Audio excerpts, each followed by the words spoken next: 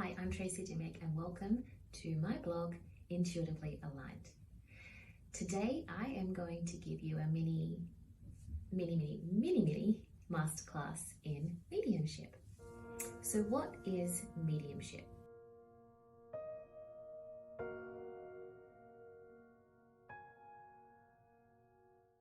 Mediumship is the ability to be able to speak to our loved ones in spirit who have crossed over to the other side, to the afterlife. To be able to use the psychic abilities to interpret and translate the messages that are coming through. It is an ability that you need to be psychic in order to have, but not all psychics are mediums. So all mediums are psychic, but not all psychics are medium. That's lesson number 1. Lesson number 2, what does Delta have to do with mediumship? Well, Delta is a brainwave, not a pandemic, in my world anyway. Delta is the brainwave that is the brainwave of where the waves are oscillating or traveling less than 5 waves per second. It's very, very slow. Actually, it's less than 4 waves per second, extremely slow. This state is very rare. To reach delta brainwaves is something that some people refer to as superconscious or even unconscious.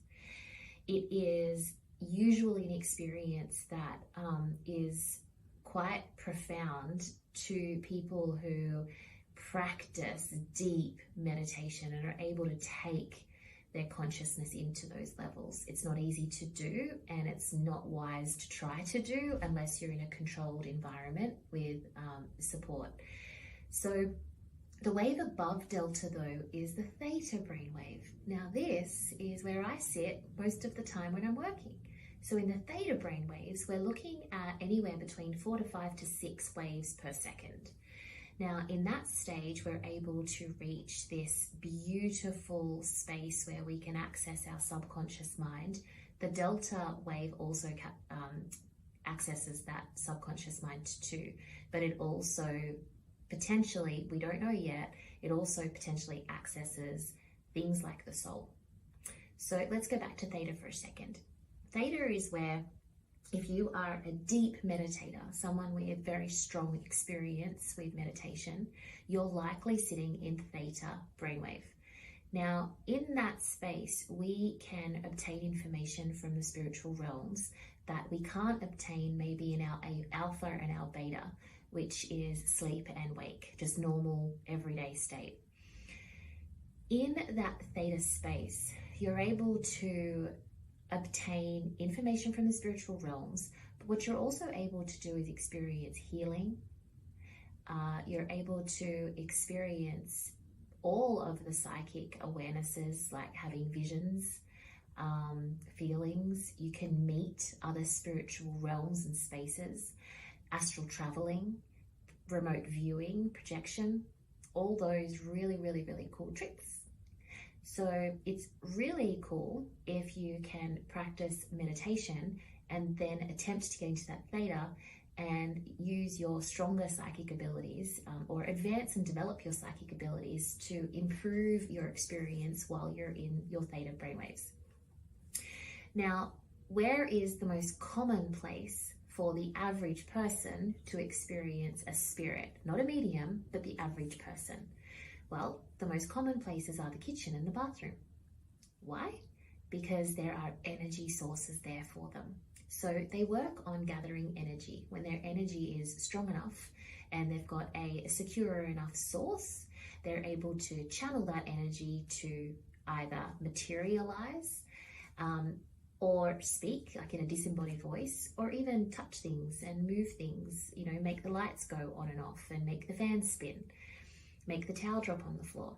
So there is water and electricity in the bathroom and the kitchen, and they're the sources that they're using. So if you want to increase your likelihood of experiencing a spiritual encounter or a mediumship encounter, then that's when it will be. However, mediumship really specifically, like I mentioned, is not only being able just to see a spirit, it's being able to understand and interpret and translate their message, which we use the language of intuition for.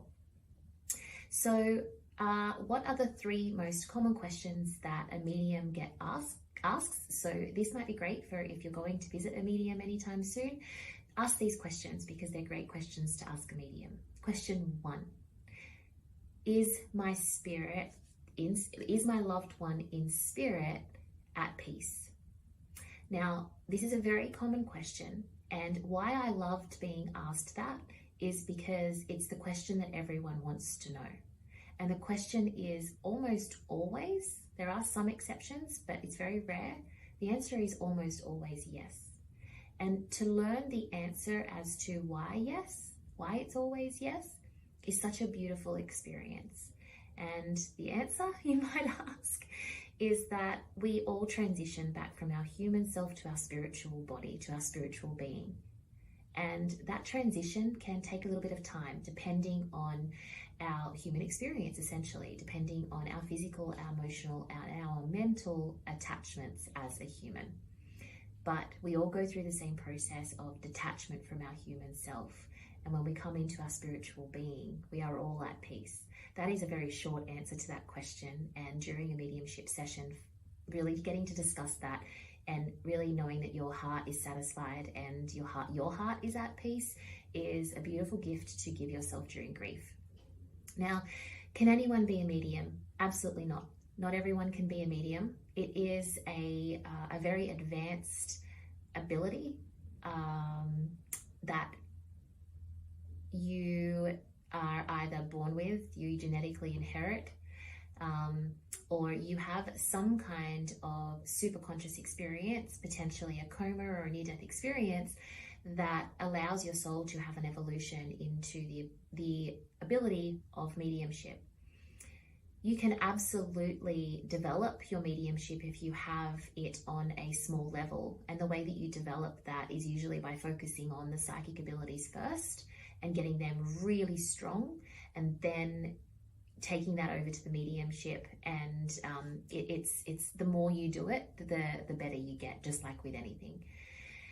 So the other question that I get sometimes is, isn't it scary? Isn't like, don't you feel scared or unsafe as a medium because you don't know who it is that's coming through? Now, for me personally, and I can't speak for every medium on the planet, but for me personally, I'm never scared.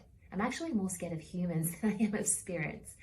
And this is because if you've been trained in your psychic abilities, or if you've been trained in mediumship, then you are trained to have boundaries, energetic boundaries. You are trained how to handle certain environments and spirits. You know straight away that the lesson number 1 is identify your source before you start working with it.